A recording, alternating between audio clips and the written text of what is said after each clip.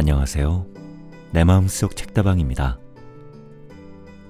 사람은 저마다 성격과 성향이 다르잖아요. 저 같은 경우는 성격은 긍정적이고 낙천적인 편이고 성향은 조금 차분하고 감성적인 편입니다. 여러분은 어떠신가요? 사람의 매력이란 것이 꼭 외모에서만 나오는 게 아니고 그 사람의 내면에서 더 빛을 발할 때가 있는데요. 그게 바로 그 사람이 가진 성격과 성향에서 나오는 거란 생각을 합니다.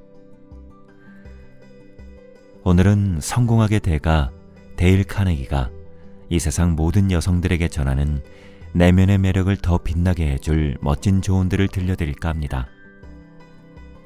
이 책을 통해 내면의 아름다움이 그 어떤 것보다 더 아름다운 것이란 걸 다시금 깨달을 수 있는 좋은 시간이 되었으면 하는 바람입니다. 그럼 이제 내 마음속 책다방 문을 열겠습니다.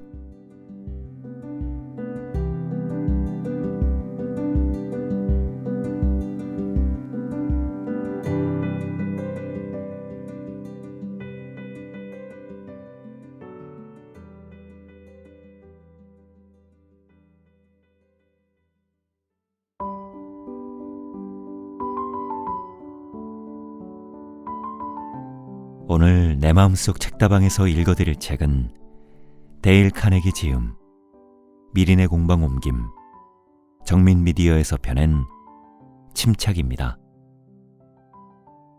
성공학의 대가 데일 카네기는 이 책 침착을 통해 끊임없는 자기개발과 독서로 내면을 채우는 여자는 언제나 빛난다고 말합니다. 그리고 외모만 신경 쓰는 여자보다 내면을 가꾸는 여자가 더 아름답다고 말합니다.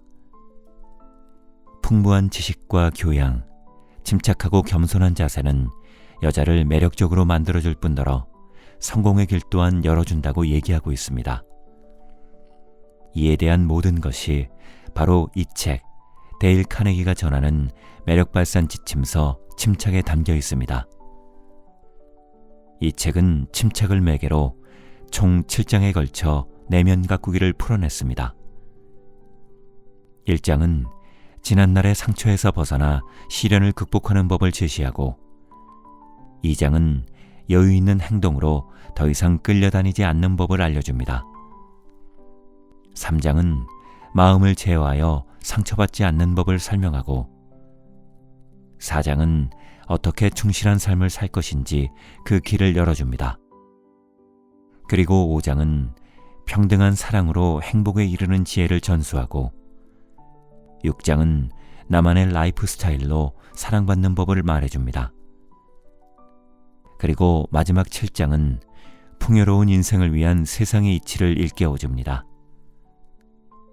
데일 카네기는 여러분이 그런 사랑받는 여자, 인정받는 여자로서 세상을 사로잡기를 바라며 이 책을 통해 그 진심 어린 메시지를 전달합니다.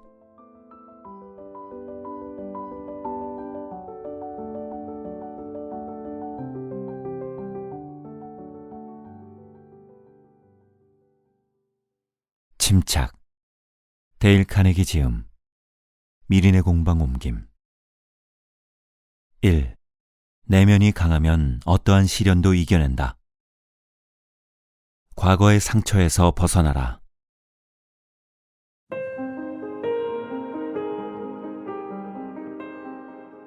앨리스는 오랫동안 마음속에 근심의 잡초를 키워온 자신의 할머니 프란체스카를 떠올렸다. 할머니는 불행한 지난날을 자주 회상했어요. 당시 어렸던 저는 할머니에게 왜 매일 기분이 안 좋으냐고 물었는데 그때마다 돌아오는 대답은 똑같았죠. 사는 게 너무 고통스럽다고요. 그렇게 말하며 눈물을 흘리시곤 했죠. 할머니의 불행은 그녀의 어머니에게 버림받았던 날부터 시작됐어요. 나중에 안 사실이지만 할머니는 정말 영화 같은 인생을 살았어요. 앨리스는 계속 말을 이었다. 할머니의 아버지는 그녀가 11살 때 돌아가셨는데 상을 치른 지 1년 만에 그녀의 어머니는 자기보다 20살이나 어린 남자와 재혼했어요. 당시만 해도 이탈리아에서 그렇게 나이 차이가 많이 나는 커플은 찾아보기 힘들었어요. 그녀의 이모와 숙부는 두 사람이 사는 집에 어린 딸을 둘 수 없다며 그녀를 억지로 떼어놨어요. 주변에서는 그녀의 어머니가 그녀를 버렸다고 수군거렸고 그런 말 때문에 그녀는 깊은 상처를 입었죠. 훗날 그녀는 어머니와 한 집에 살게 되었지만 그때의 상처는 쉽게 아물지 않았어요. 할머니를 생각하면 비극 맥베스에 나오는 마녀의 말이 떠올라요. 더 큰 번뇌와 걱정이 찾아오리라. 할머니는 죽을 때까지 불행하게 살다 가셨어요. 파트너와 짝을 지어 그동안 겪었던 부정적인 일들을 서로에게 고백한 경험이 있는가? 한 사람이 토로하면 듣는 상대는 정말 안 됐군요. 계속 얘기해 주세요 하며 10분 동안 이야기를 듣는다. 이때 대부분의 사람은 시간이 부족함을 느낀다. 부정적인 경험을 나누고 난 뒤에는 반대로 긍정적인 경험을 공유한다. 이때 대개는 5분 이상 말을 이어가지 못한다. 이처럼 행복한 이야기를 하는 것은 어려운데 반하여 불행한 이야기를 하기는 쉽다. 왜 그럴까? 사람들은 저마다 마음속에 불행의 방을 가지고 있다. 행복의 방을 가진 사람은 많지 않다. 그들은 불행의 방에 온갖 불행을 쌓아놓고는 그 무게에 짓눌린 채 힘겹게 살아간다. 행복해지려면 담쟁이 덩굴처럼 뻗어가는 불행의 싹을 잘라내야 한다. 인생을 사는데 고통스러운 기억은 그다지 필요치 않다. 아름다운 기억만 남겨두면 된다.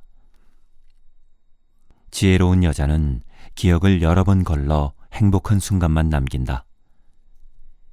정기적으로 마음의 방을 들여다보며 불행했던 기억, 번민, 고통, 후회의 감정을 깨끗이 제거한다.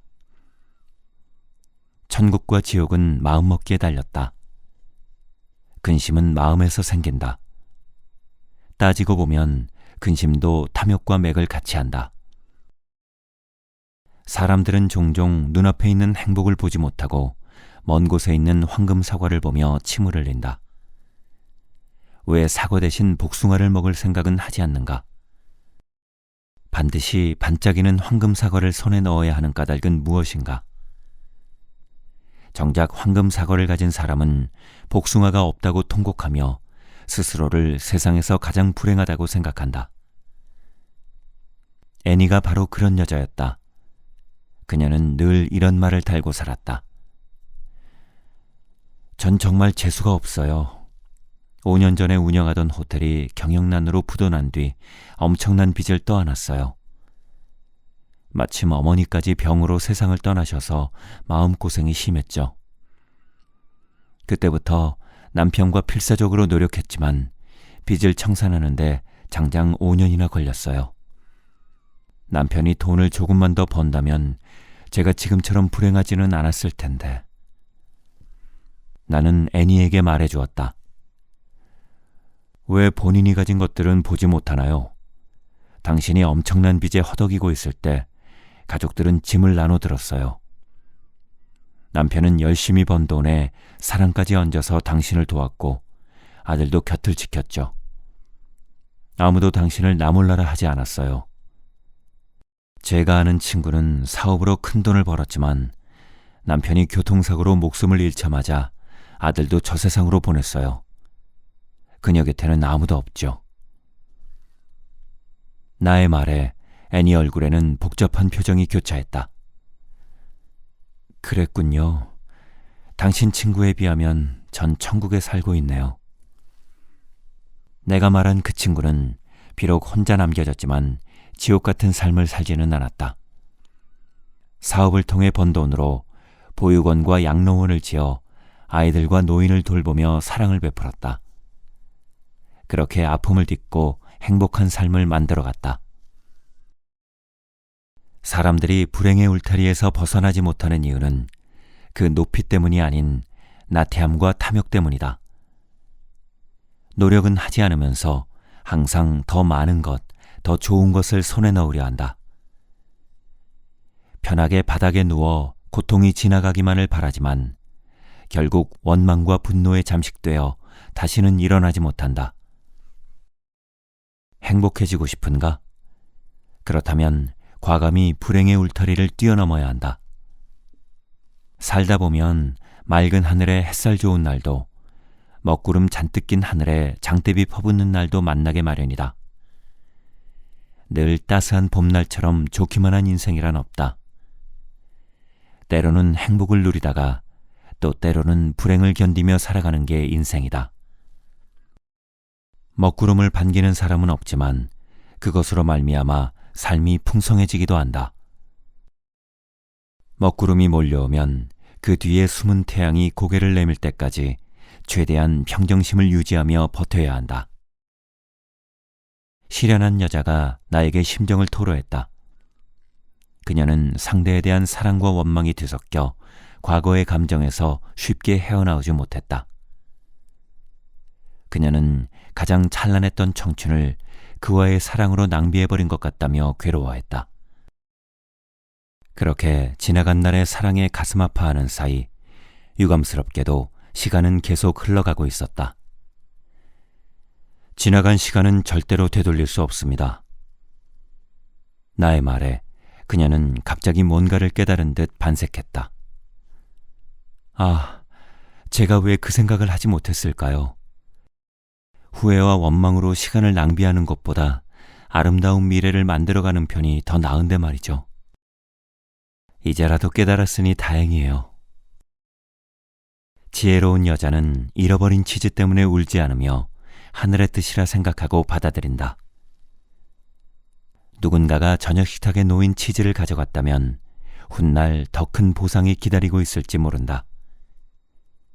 지혜로운 여자는 손에 쥔 게 없어도 실망하지 않는다.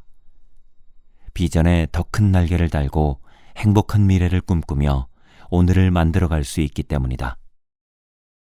우리가 과거의 불행에 사로잡혀 괴로워할 때 누군가는 상상하지 못할 고통을 겪으며 살고 있다. 버스는 휠체어 없이는 그 어디에도 갈 수 없다. 두 다리가 움직이지 않기 때문이다.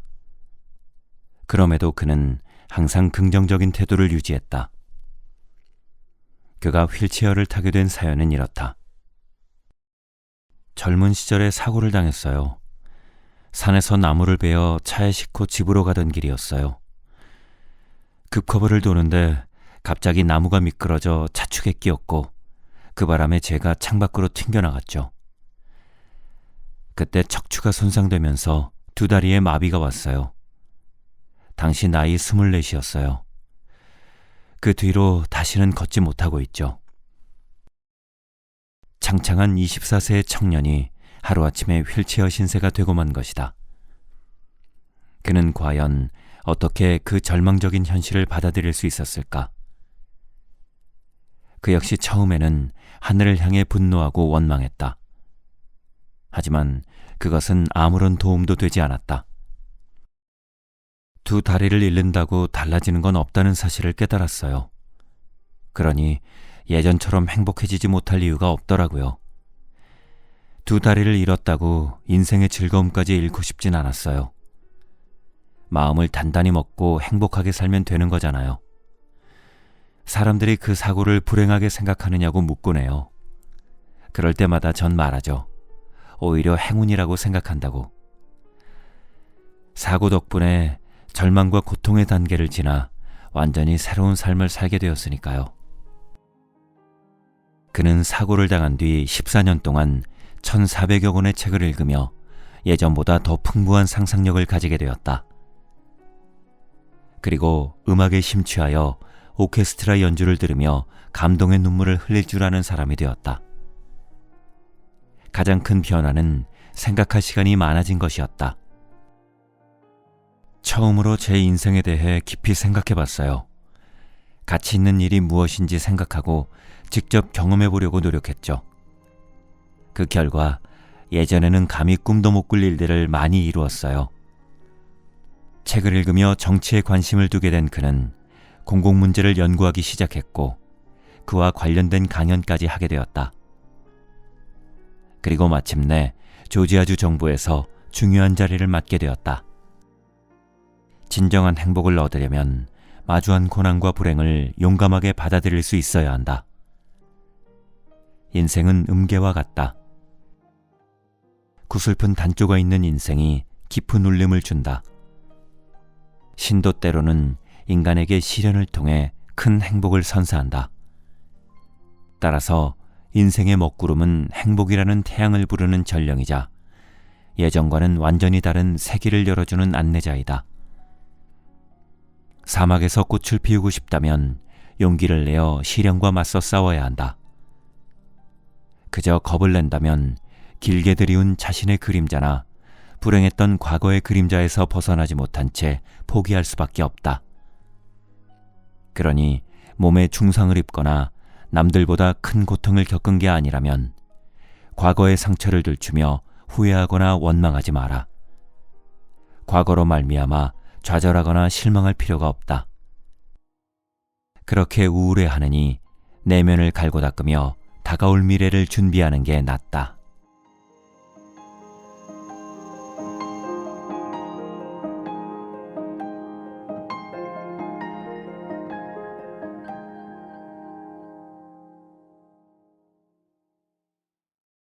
부정적인 생각으로 인생을 낭비하지 마라.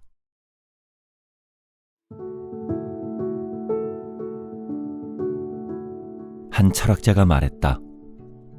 사람은 동시에 두 가지 길을 갈 수 없다. 과거에 머물길 좋아하는 사람도 있고 현재의 삶에 만족하는 사람도 있다. 많은 여자가 불행했던 과거를 쉽게 잊지 못한다. 그들은 본인이 겪은 불행을 줄곧 탓하며 세상에서 가장 불행한 사람이 된 것처럼 행동한다. 그리고 미래에 대한 불안감으로 벌벌 떤다. 그들은 미래에 닥칠 위기를 잘 넘기지 못하면 어쩌나 하는 걱정을 안고 살며 심할 경우 극도의 공포심까지 느낀다. 뉴욕타임스 회장 아서 옥스 설즈버거 주니어. 그는 제1차 세계대전이 유럽 전역을 휩쓸던 시절 너무 두려워 잠을 제대로 자지 못했다. 재산과 가족, 목숨까지 모두 잃어버릴 수 있다고 생각하니 참을 수 없었던 것이다. 그는 침대에서 벌떡 일어나 캔버스와 물감을 가지고 거울 앞에 서서 자화상을 그렸다. 그림을 잘 그리진 못했지만 그림에 집중함으로써 불안을 해소할 요량이었다. 그때 두려움을 떨쳐내지 못했다면 평정심을 되찾지 못했을 것이다. 어느 날 아서는 다음과 같은 찬송가를 들었다. 나를 앞으로 이끌어 길을 밝게 비춰주소서. 먼 곳을 보게 하지 말며 눈앞을 보게 하소서. 그는 이 찬송가를 듣고 불확실한 미래를 위해 사는 것보다 현재의 삶에 충실한 게 더 중요하다는 깨달음을 얻었다. 영국의 의학자 윌리엄 오슬러는 오늘에 충실하라라고 했다. 또한 미국의 정치가 아들라이 스티븐스는 말했다. 사람들이 각자 자신의 일에 최선을 다한다면 단 하루 만에 모두가 행복해질 수 있다. 이것은 인생의 진리다. 근심은 많은 정신적 문제를 이야기한다. 병원에 입원한 환자들은 근심에 사로잡혀 스스로 행복해질 수 없다고 여긴다. 하지만 그들에게 남은 시간이 단 하루밖에 없다고 생각한다면 매일 새로 태어난 기분으로 살 것이다. 현재를 즐겨라. 이 말을 따랐던 고대 로마인들의 태도를 배울 수 있다면 온갖 근심은 말끔히 날려버리고 행복한 미래로 한 걸음 더 다가갈 수 있을 것이다. 인생은 모래시계와 같다. 모래를 한 번에 많이 흘려보내면 중간에 잘록한 부분이 막혀 더는 움직이지 못한다. 지나치게 큰 부담으로 인생을 낭비할 필요는 없다. 자신의 영혼을 과거에 대한 후회와 미래에 대한 근심으로 채워서는 안 된다. 현재에 충실한 사람만이 밝은 내일을 맞이할 수 있다. 긍정적인 마음으로 오늘의 최선을 다하고 그날의 가치를 발견하기 위해 노력해야 한다. 남은 시간이 단 하루밖에 없다면 아무리 힘든 일도 기꺼이 받아들일 수 있다. 이것이 성공한 인생의 비결이다. 성공한 사람들이 놀라운 업적을 이룰 수 있었던 이유는 위대한 계획을 세우고 실현할 능력이 있어서가 아니라 하루하루를 충실하게 살았기 때문이다. 매일 황금 사과를 따기 위해 최선의 노력을 기울였기에 최고의 성과를 거둘 수 있었다. 많은 여자가 종종 과거에 연연한다. 지혜로운 여자는 절망적인 상황에서도 과거의 늪에서 빠져나와 새로운 인생을 살고자 노력한다. 쉴즈도 그러한 인물이었다. 그녀는 자살 문턱에서 가까스로 인생의 소중한 가치를 깨달았다. 남편이 세상을 떠나자 어떤 희망도 찾을 수 없었어요. 예전에 일했던 회사에 연락해 다시 일하고 싶다고 했어요. 학교를 대상으로 백과사전을 판매하는 일을 했거든요. 나는 할부로 중고차를 사서 다시 일할 준비를 했어요. 바쁘게 일하다 보면 근심거리도 사라질 줄 알았죠. 그런데 혼자 운전하고 밥 먹는 일이 그렇게 힘들 거라고는 상상도 못했어요. 하루에 백과사전 한 권도 못 파는 날이 허다했어요. 급기야 쥐꼬리만한 중고차 할부금도 낼 수 없는 처지가 됐어요. 이듬해 봄에는 미시간주의 작은 마을에 도착했는데 백과사전을 사줄 만한 학교가 없었어요. 다들 재정 상태가 열악했거든요. 울퉁불퉁한 시골길을 운전하자니 기분이 바닥까지 떨어졌죠. 정말 죽고 싶었어요. 미래는 불투명했고 살아가야 할 이유를 찾지 못했거든요. 매일 아침 피곤한 몸으로 일어나 무력한 하루를 이어갔어요. 모든 것이 불안했죠. 할부금과 방세도 문제였지만 내 한 몸 건사하며 사는 것조차 자신이 없었으니까요. 그러다 덜컥 아프기라도 하면 병원에 갈 돈도 없는데 어쩌나 싶었어요. 내가 죽으면 가슴 아파할 사람은 있을까 싶었죠. 우스운 건 설령 내가 목숨을 끊는다 해도 장례치를 돈조차 없다는 사실이었어요. 내가 어둠의 심연에서 빠져나와 살아갈 용기를 얻은 건 우연히 본 한 문장 때문이었어요. 지혜로운 사람은 매일 새로 태어난 것처럼 산다라는 문장이었죠. 그 문장을 메모하여 차창에 붙이고 매일 봤어요. 만약 내게 주어진 시간이 단 하루밖에 없다면 하지 못할 일이 없을 것 같았어요. 힘들었던 과거와 알 수 없는 미래는 더 이상 생각하지 않기로 했죠. 매일 아침 오늘 난 다시 태어났어 하고 주문을 걸었어요. 그리고 마침내 길고 긴 우울과 두려움에서 벗어날 수 있었죠. 지금 난 행복해요. 일에서도 좋은 성과를 거두었고요. 진심으로 내 삶을 사랑해요. 한 시인은 말했다. 오늘을 사는 사람은 지금 이 순간을 즐기며 오지 않은 내일을 걱정하지 않는다. 오직 현재에 충실할 뿐이다. 사람들은 모두 오늘을 살아간다. 오늘 하루가 온전히 만족스럽지 않다고 해도 행복감과 감사함을 느끼기에는 충분하다. 오늘은 어제와 내일과는 전혀 다른 차원의 공간이다. 과거나 미래에 영원히 머무를 수 있는 사람은 없다. 아름다운 토슈즈를 신고 우아하게 춤추듯 그렇게 현재를 즐기며 살아야 한다. 마음껏 먹고 사랑하며 행복한 시간을 보내다 보면 현재의 삶에 감사와 경의를 표하게 될 것이다. 근심은 아름다움과 정반대에 위치한다. 인도 출신의 영국 배우 메르 오베르는 인터뷰에서 이렇게 말했다. 저는 걱정 없이 살아요. 걱정하기 시작하면 바로 못생겨지거든요. 걱정이 많은 사람은 눈빛부터 달라요. 오베른이 이런 깨달음을 얻은 것은 과거의 경험 때문이다. 그때는 어떤 제작자도 저를 원하지 않았어요. 수중의 돈은 금방 바닥났죠. 보름 가까이 물과 비스킷 약간으로 연명했어요. 지독히 배고프고 두려운 시간이었어요. 아무런 희망도 보이지 않았거든요. 그러던 어느 날 거울에 비친 제 모습을 보고 소스라치게 놀랐어요. 피부는 탄력을 잃은 지 오래고 눈빛도 흐리멍덩해 보였죠. 머리카락은 또 어찌나 푸석푸석한지 이루 말할 수 없었죠. 모두 지나친 근심이 가져온 결과였어요. 그때 다짐했죠.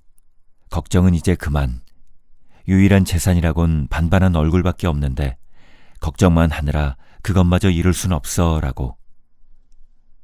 나는 걱정에서 벗어나기 위해 즐거운 일이 있는 척 행동하며 행복한 기억을 떠올리려 노력했어요.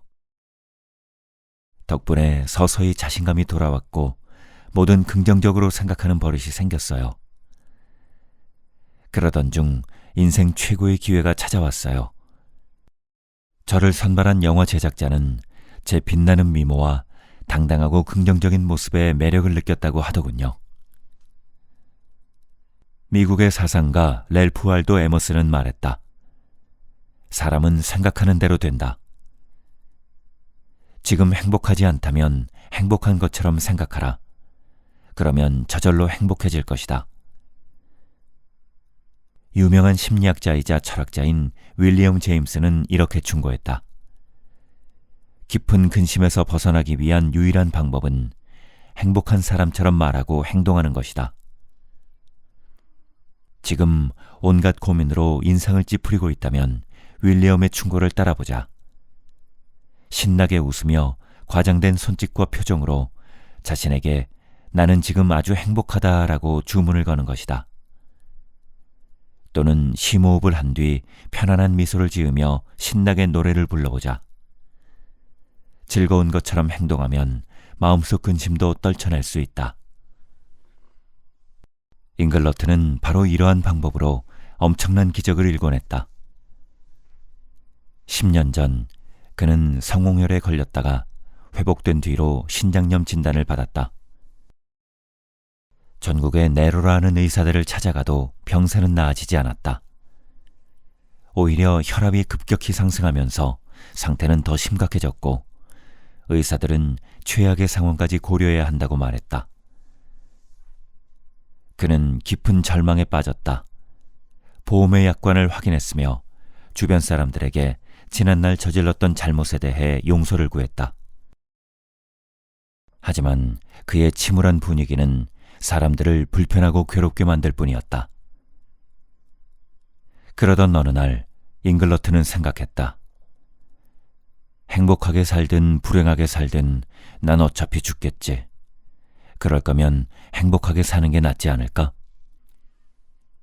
그는 불행을 무덤까지 가져가고 싶지 않았다.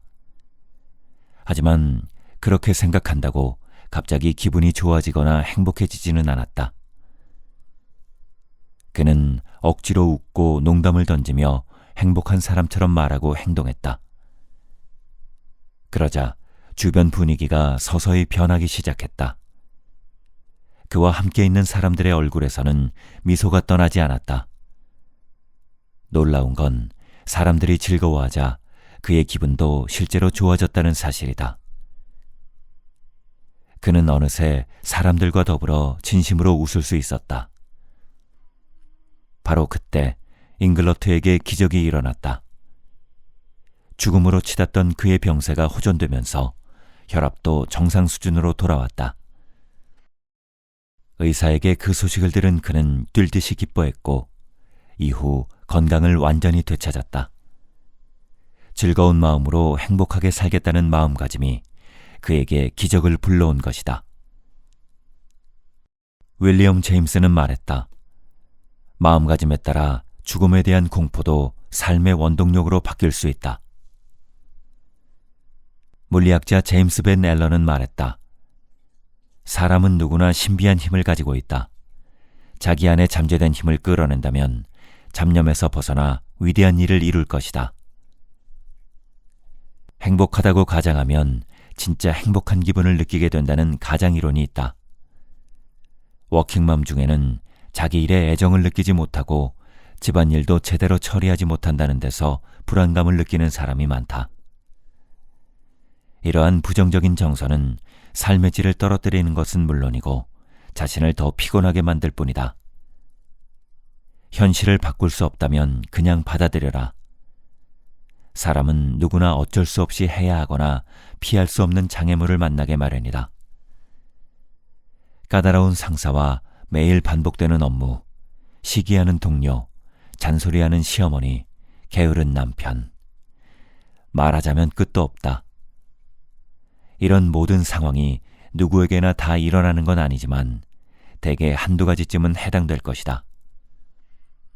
이런 상황에서 총명한 여자는 어떻게 할까? 총명한 여자라면 태연하게 현실을 있는 그대로 받아들이고 심지어 아주 기분이 좋은 것처럼 가정한다. 리사는 출판사의 교정 업무를 좋아하진 않지만 생계를 유지하고 꿈을 이루겠다는 다짐으로 참고 일해야 했다. 그녀는 교정 업무를 아주 좋아하는 것처럼 가장했다. 집에서 나올 때부터 즐거운 마음으로 가장하고 나니 교정일도 생각보다 힘들게 느껴지지 않았으며 업무 시간도 크게 단축되었다. 그녀는 스스로 목표를 정하고 업무 시간을 계속 줄여나가는데 그 과정에서 의외의 보람과 기쁨도 느꼈다. 시간이 흐를수록 리사의 업무 능력은 일취월장했고 한번 쓱 훑어보는 것만으로도 오탈자를 잡아낼 수 있었다. 그녀의 출중한 능력을 알아본 사장은 리사를 편집장으로 승진시켰다. 이후 리사는 자신이 세운 출판사에서 수많은 베스트셀러를 내놓았고 동시에 작가의 꿈도 이루었다. 고민에 빠진 채 나약하게 허우적거리지 말자. 현재를 직시하고 자기 일에 최선을 다하는 사람만이 미래를 손안에 넣을 수 있다. 지금은 평소에 우리가 하는 고민이 과연 현재의 것인지 살펴볼 때다. 한 심리학자가 흥미로운 실험을 했다. 그는 피실험자들에게 매주 일요일 저녁 다음 주에 걱정되는 일을 종이에 적어서 걱정 상자에 넣으라고 했다. 그리고 3주 뒤 일요일 걱정 상자에 넣었던 종이를 꺼내 그때 걱정했던 일 중 여전히 걱정되는 일이 얼마나 되는지 확인하도록 했다. 결과는 10%에 불과했다. 심리학자는 피실험자들에게 여전히 걱정되는 10%의 일들을 다시 종이에 적어 걱정 상자에 넣게 했다. 일주일 뒤 종이에 적힌 걱정을 똑같이 하는 사람은 한 명도 없었다. 통계에 따르면 사람들이 하는 고민 중 40%는 과거에 관한 것이고 50%는 미래에 관한 것이며 단 10%만이 현재에 관한 것이다. 과거와 미래로 분산된 정신을 하나로 모으면 현재의 걱정을 해결할 수 있다. 그렇다면 각고의 노력과 정열을 낭비하지 않고도 더 나은 삶을 완성할 수 있다. 우리는 아무것도 돌이킬 수 없고 아무것도 예측할 수 없다. 거친 시간의 파도 속에서도 끈질기게 현재를 붙잡고 있는 사람만이 영원한 평화를 얻을 수 있다. 수천 년 전 한 철학자가 혼란으로 피폐해진 국토를 지나던 중 산꼭대기에 사람들이 모여있는 것을 보았다. 그곳에 가보니 한 남자가 연설을 하고 있었다. 내일의 일을 걱정하지 마세요. 내일의 일은 내일 걱정해도 늦지 않습니다. 걱정이 많은 여자에게도 비슷한 처방을 해주고 싶다. 오늘을 살아라. 오늘 나는 반드시 행복할 것이다. 오늘 나는 나를 세상에 맞추기 위해 노력할 것이다. 오늘 나는 최선을 다해 주어진 일을 마치고 나서 열심히 놀 것이다. 오늘 나는 결과에 상관없이 나만을 위한 기술을 익힐 것이다. 오늘 나는 좋아하지 않는 일이라도 열심히 할 것이다. 오늘 나는 만족스러운 하루를 보낼 것이다. 오늘에 충실한 사람은 걱정이 끼어들 틈이 없으며 늘 행복하다. 그래서 항상 당당하다. 그러니 매력 또한 넘친다.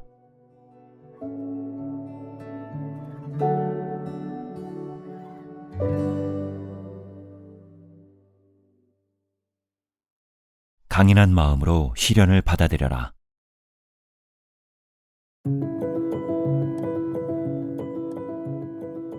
언젠가 이런 기도문을 본 적이 있다. 신이시여, 변하지 않는 현실을 기꺼이 받아들일 수 있는 평정심을 주소서. 신이시여, 변할 가능성이 있는 현실을 극복할 용기를 주소서. 신이시여, 두 가지 시련을 정확히 판단할 수 있는 지혜를 주소서. 사람들이 걱정하는 일은 두 가지다. 하나는 변하지 않는 일이고 다른 하나는 변할 가능성은 있지만 용기가 필요한 일이다. 행복해지는 길은 쉽지 않지만 침착한 태도와 강인한 마음만 있다면 뜻대로 풀리지 않는 일들도 기꺼이 받아들이며 손해를 보더라도 개의치 않는다. 추운 겨울이 지나면 꽃피는 봄이 찾아오게 마련이다. 우매한 사람은 시련에 쉽게 흔들리지만 지혜로운 사람은 자신을 단련한 새로운 기회로 여긴다. 많은 여자가 타인의 행복에 자신을 견주며 괴로워한다. 우리는 직시해야 한다. 해가 뜨기 전까지는 긴 어둠의 시간이 필요하다는 사실을 기억해야 한다. 세상에 태어날 때부터 천재인 사람은 없으며 수많은 시련과 아픔을 딛고 일어섰기에 천재가 될 수 있었다. 그들은 시련이 찾아와도 포기하지 않았으며 오히려 자신의 한계를 파악하고 그것을 뛰어넘기 위해 노력했다. 영화 슈퍼맨에서 주연으로 열연한 크리스토퍼 리브는 당시 헐리우드에서 최고의 인기 배우였다. 그런데 얼마 후 일생일대의 사건으로 그는 완전히 다른 삶을 살게 된다. 1995년 여름, 그는 승마대회에 참가했다가 낙마사고로 전신마비 판정을 받았다. 그는 순식간에 세계적인 영웅에서 휠체어 없이는 움직이지 못하는 환자가 되고 말았다. 그는 한순간 절망하며 삶의 의미를 송두리째 빼앗겼다. 처음 병원에서 눈을 떴을 때 그가 가족에게 한 최초의 말은 다음과 같았다. 여기서 나 좀 빨리 빼내줘. 퇴원 후 가족들은 그의 정신적, 육체적 상처를 치유하기 위해 함께 여행을 다니기 시작했다. 하지만 크리스토퍼의 증세는 전혀 나아지지 않았고 우울증도 나날이 심각해졌다. 어느 날 크리스토퍼는 가족들과 함께 차를 타고 로키 산맥의 구불구불한 산길을 지나고 있었다. 그는 조용히 창밖을 보던 중 도로가 보이지 않는 지점에 이를 때마다 전방 커브나 전방 급커브 주의라는 표지판이 나타난다는 사실을 발견했다. 표지판이 나타나고 커브를 돌고 나면 꽃이 흐드러지게 핀 풍경이 그들을 맞이했다. 크리스토퍼는 전방 커브라는 표지판을 볼 때마다 엄청난 충격에 휩싸였다. 그의 마음속에서는 강렬한 외침이 터져나왔다. 길이 끝난 게 아니야. 커브만 돌면 돼. 순간 큰 깨달음을 얻은 그는 아내에게 말했다. 당장 돌아가자. 아직 가야 할 길이 남았어. 크리스토퍼는 휠체어를 타고 영화를 감독했다. 그는 처음 찍은 영화로 큰 성공을 거둔 뒤 펜을 이로 물고 쓴 처녀작, 절망을 이겨낸 슈퍼맨의 고백을 집필하여 베스트셀러 작가 대열에 올랐다. 그리고 전신마비 전문 재활센터를 건립하여 이사장으로 일했다. 그는 강연회를 열고 장애인 복지기금 사업을 하는 등 유명한 사회활동가가 되었다. 뉴욕타임스는 10년 동안 그는 여전히 슈퍼맨이었다라는 기사를 통해 크리스토퍼의 업적을 기렸다.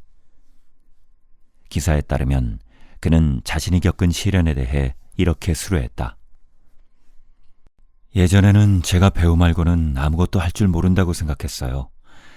영화 감독과 작가로 살게 될 거라곤 꿈에도 생각하지 못했죠. 게다가 자선활동가라니 누가 상상이나 했겠어요? 불행이 찾아왔을 때는 길이 다 끝난 것 같았거든요. 하지만 기억하세요. 커브만 돌면 새로운 길이 보인다는 사실을요. 시련은 때로 사람의 잠재력을 끌어내는 중요한 수단이 된다. 지혜로운 사람은 깊은 구덩이에 빠져도 솟아날 수 있는 깨달음을 얻는다. 그리하여 시련에 개의치 않으며 힘든 상황 속에서도 새로운 기회를 잡을 줄 안다. 강인한 의지가 있는 사람은 불행을 반긴다. 불행을 통해 성장한다는 사실을 알기 때문이다. 그런 사람은 실패나 고통, 모욕 속에서도 꿋꿋이 버티며 어둠을 두려워하지 않는다. 기적은 시련을 피하지 않고 자신을 믿는 사람을 찾아간다. 사람들이 강인한 정신으로 무장할 때 마음 깊숙한 곳에 숨어있던 칼날이 예리해져 뚫고 밖으로 나온다. 심리학자 윌리엄 제임스는 말했다. 인류 최고의 발견은 생각을 바꾸면 인생이 바뀐다는 사실이다. 행복은 긍정적인 생각에서 나오며 긍정적인 생각에는 세상을 변화시킬 힘이 있다.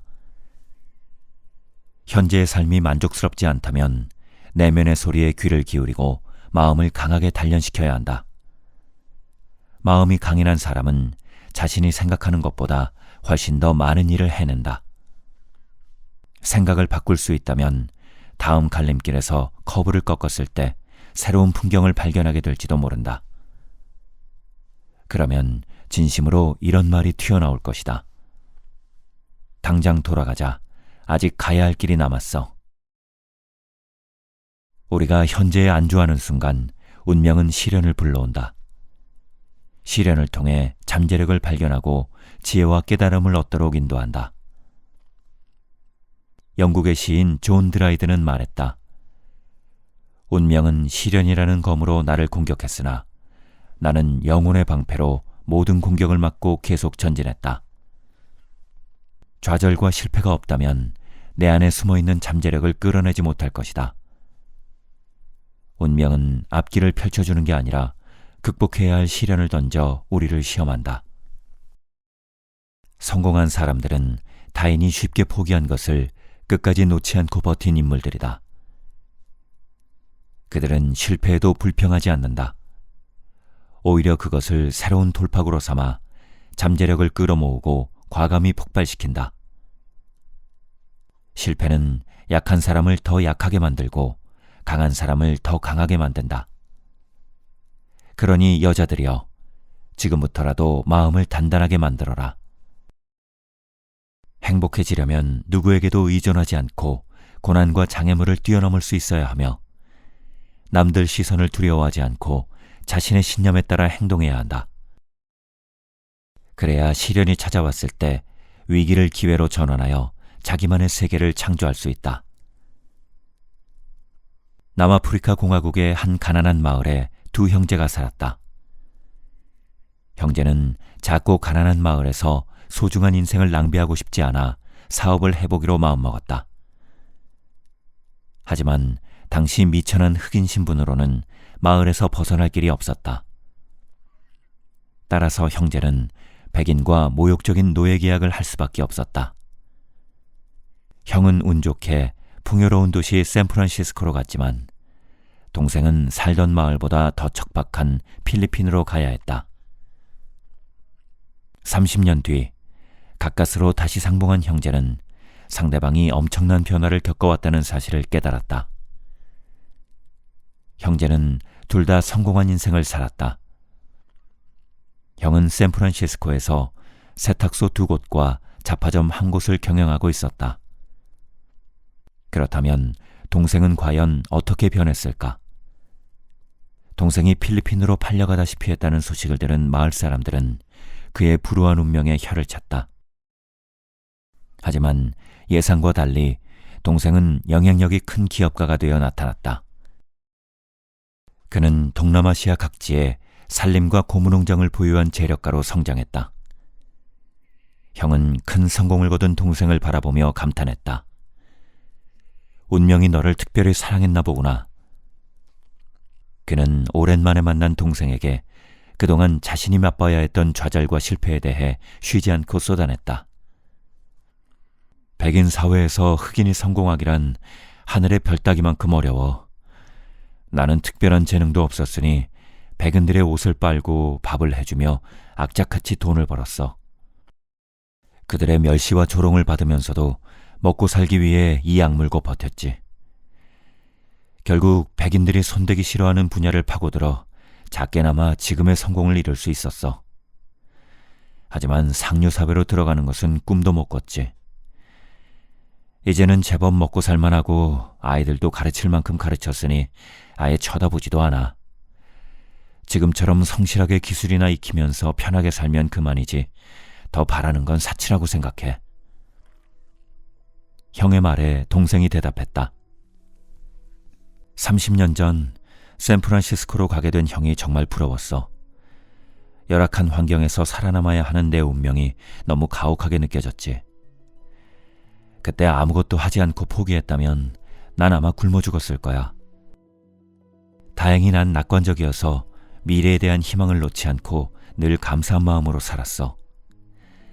그렇게 열심히 살았더니 내 노력에 응답이라도 하듯 황금 같은 기회가 찾아왔지. 기회를 잡은 난 사업을 계속 확장했어. 순식간에 돈이 눈덩이처럼 불어나더라고. 동생은 분명히 형보다 가혹한 운명을 짊어져야 했다.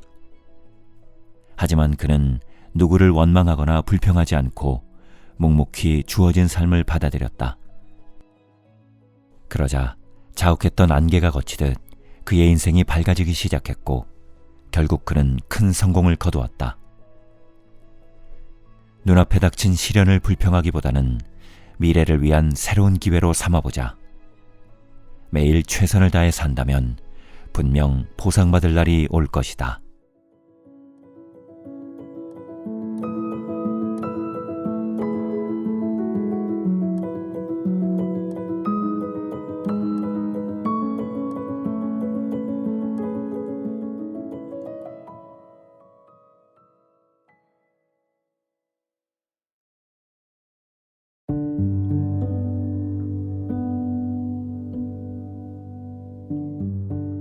이제 내 마음속 책다방 마칠 시간이 되었네요.